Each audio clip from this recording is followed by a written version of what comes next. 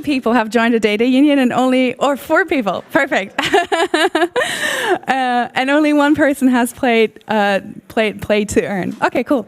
All right, we can start. Great, awesome. Yeah, so today I'm going to be talking about unlocking new X to earn use cases via data unions. And I think as this little sample here has shown, which is quite interesting, I mean, like, usually play to earn is like the really popular use case everyone seems to be talking about, whereas data unions are not that well known so far, I would assume. So, and I would assume that you all know what play to earn is, but let me just revise it anyways. Basically, you play a game and you get paid for that.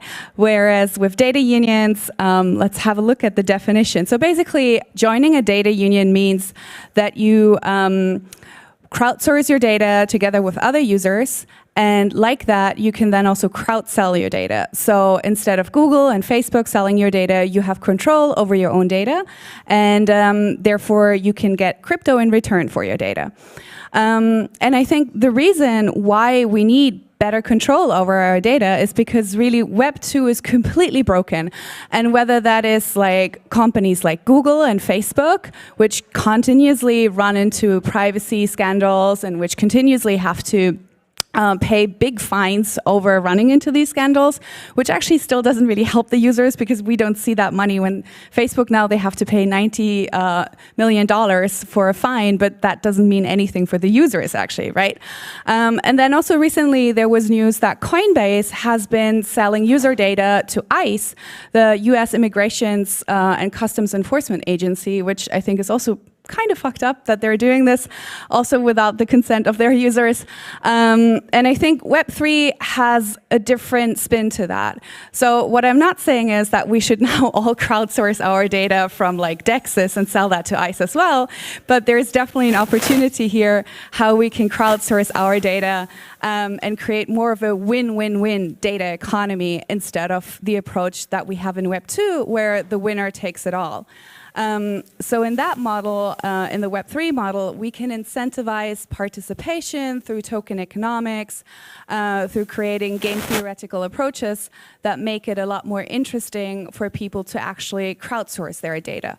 And that doesn't necessarily only go for data sets that already exist, like your browsing history or what you're doing on Facebook, but that also could mean sharing and monetizing medical data and creating new incentives to share these new data sets.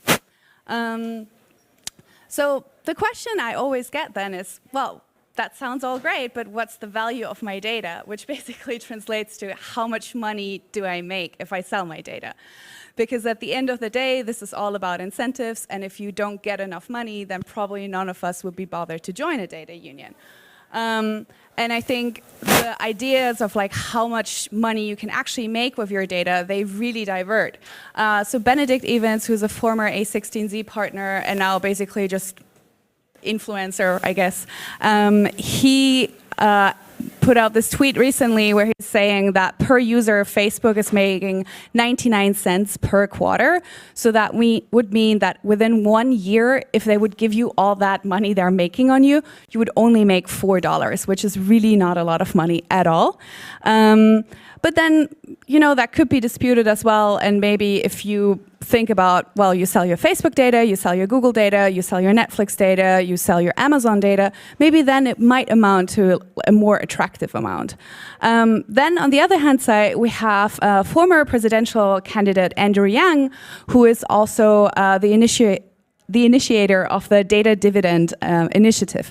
And the Data Dividend is basically the idea to have sort of like a UBI, so a universal basic income that is driven by the value we're all creating online. So this approach is more of a taxation approach mostly, because that would mean taxing big tech companies in the US and then paying that money to US citizens. But we're here in Paris and France today. I don't know about you guys, I'm not American, so I wouldn't get any money for my data in that case. But I think this idea is quite interesting nonetheless to explore. However, also one of the pitfalls here is that it doesn't create any incentives to tap into data that has been untapped so far. And then, of course, the play to earn spiel. And I think that's a really interesting one, especially if we look at this one right here, from $80 daily, $4 now. But actually, this is really good in comparison to getting $4 per year for your Facebook data. So just in comparison, when it comes to the numbers game, even though the market is really down in the X to earn realm, you can still make a little bit more than what you could make right now by joining a data union. That being said, I think the problem with X to earn as it functions right now is that the token economics and the incentive models are maybe rather a Ponzi. Don't kill me for saying this, please. But I think the problem is really that you're actually not creating any visible value. There is no buyer for this activity. So there's the only market that is being created is the market for the token, and that market is driven by speculation and not because anyone's creating any value. I think the same thing goes for Stepin. I saw a tweet the other day from a guy who had bought a Stepin NFT for 11K, and now he has to walk every day 11 kilometers just to break even on that NFT, which is really silly. And I think also to that question here, can you get rich? Probably not. So yeah, let's look at some data unions, which right now also, they're not going to make you rich, but I think they kind of rather show the way in how we can have a more sustainable way of thinking about what play to earn or X to earn could be. Because here we're actually also including data's buyers into the whole division. So this example here is Swash. It's a browser plugin. You can download that right now. They have around 200,000 downloads, which probably makes them one of the biggest Web3 applications out there. And yeah, you can get paid for your data in real time. You can set a delay for your data. So basically that means you can set a 5-minute delay, for instance. So if you would ever put in any more critical data which you don't want to monetize, then you can exclude that. And you can also blacklist certain websites which you don't want to monetize at all.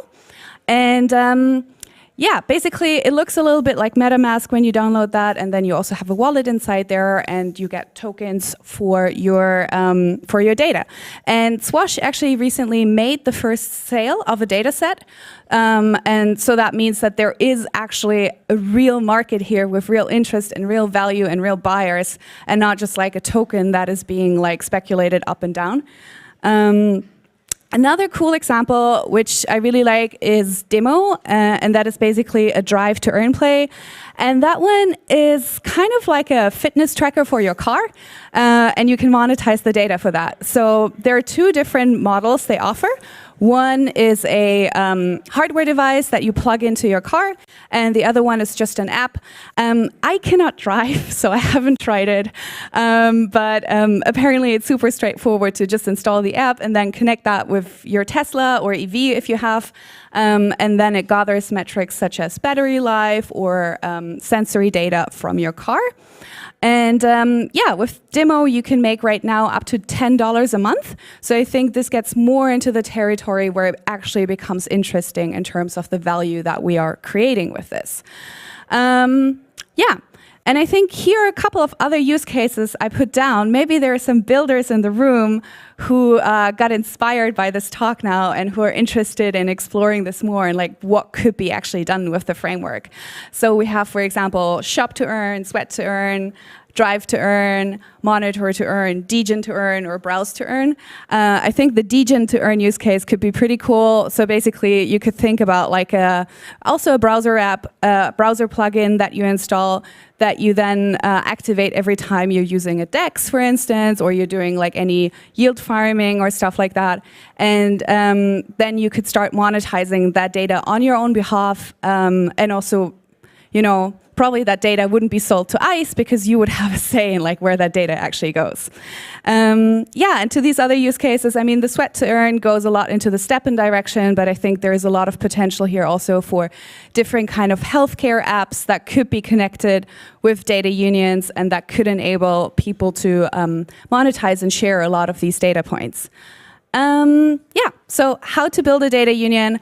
There are a couple of different projects out there right now that are trying to push this idea of data unions into the world.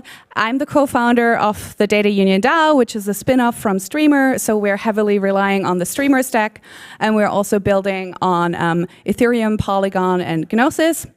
So basically the data goes through the Streamer network, and then the financial flows go through Gnosis and Polygon and Ethereum, mostly through Gnosis just because it's the cheapest solution to actually pull that off, with the current gas costs still being down, but still it would be a lot, like just way too much to do that on mainnet on Ethereum. And yeah, basically we offer an SDK and a set of smart contracts which you can leverage to build your own data union, and which makes the whole undertaking fairly easy. And I think also the interesting use case here is that this really opens the door for new business models for existing Web 2 applications, because they can basically just take their application and plug that into an existing, and plug that into the data union framework. So for example, you have a sports app, like a yoga app or a fitness app, and then you plug that into the data union framework, and then you can start monetizing that data as a user. And maybe at some point in the future, every app you're using, which you have right now on your phone, could have this little box, and you just tick that box and you say like, yes, I would like to monetize my data. And for some apps you're using, you're like, nah, actually I don't want to monetize that data. And I think that's completely okay as well. So it shouldn't be this approach that you have to sell everything, but users should have the option, and users should also have, yeah, a share in the value they're creating. Also, shout out to the guys from Pool who are doing something fairly similar to us. So they also offer a framework for creating data unions. Yeah. And then when it comes to selling the data, that's quite an interesting problem as well, right? So we have these Web3 data marketplaces like Ocean Marketplace and Streamer Marketplace. And then we have the traditional Web2 data marketplaces like Databricks and Snowflake. And one of the problems here is though, like, I mean, like, I love decentralization and I love crypto, but these decentralized data marketplaces are not really busy right now. There are no buyers. And the problem is, I think, in that case, really, if you want to sell eventually these data sets, you have to go where the buyers are. So what we are considering in the case of the Data Union DAO is to create integrations with Databricks and with Snowflake, AWS Data Marketplace, to actually sell the data over there. Because it doesn't really make sense to like wait in these Web3 marketplaces if there are no buyers. And I guess another problem here is also when it comes to payments. Probably your traditional data buyer is not going to be willing to like get some tokens and then install MetaMask, and they might want to have an invoice. So they would probably prefer this more traditional approach. So I think it makes sense also at that stage to be realistic about where this data eventually goes to and how people can eventually monetize it in a meaningful way. And yeah, all that being said, we're also tinkering on this concept that we're calling proof of trust. And the idea behind that is basically that we want to protect the users of the data union to really avoid any kind of situations where the data is being sold against their own will. And that all works perfectly fine as long as we're in this enclosed Web3 ecosystem, because we have smart contracts and they enforce that the revenue is being shared accordingly with the users in a fair and equitable way. But once the data is being sold on a Web2 data marketplace, it kind of leaves that smart contract ecosystem, and therefore you can actually not enforce anymore that the financial gains are being sold, shared in a equal way. So therefore we came up with this concept, proof of trust, and the idea is that data union creators stake a certain amount on that proof of smart contract, and if they would ever violate the terms and sell the data without the users, or if they sell any kind of user data that the users actually never intended to monetize, then their stake is being slashed and it's being redistributed among the members. So going back to the very example at the beginning that I had from Facebook, that had to pay this $90 million fine, in that case, that fine would actually go to the users. So the stake would be redistributed among the users instead of just evaporating in some EU treasury, or I actually don't know where it ends up, but definitely not with the users. that's it. Thank you so much, guys, for joining. If there are any questions, I don't know if we have time or, yeah, over there. The question was how we support selling anonymous data. Is that correct? All right. So, well, the data is encrypted at the source, and it depends a little bit, however, on the use case, right? So if you're selling your car's data, that is fully anonymous because you don't have to put your name behind it. It's just your car. Whereas in the other sets, for example, in the example of Swash, which is the browser plugin, your data is being de-anonymized, but then you potentially could go back to that. So the burden of that to fully anonymize it is actually on the builder of the respective data union. And I think on the long run, that could also become like a specific USP for the individual data unions, right? Because you could have a data union that is like, hey, we're super privacy friendly, everything is fully anonymized, and then some others which are like, well, we're kind of anonymized, but not fully, and maybe in that case you get more money, in the other case you might get less money, so yeah. Oh, we don't have time, unfortunately. Then come and speak to me later. Thank you, guys.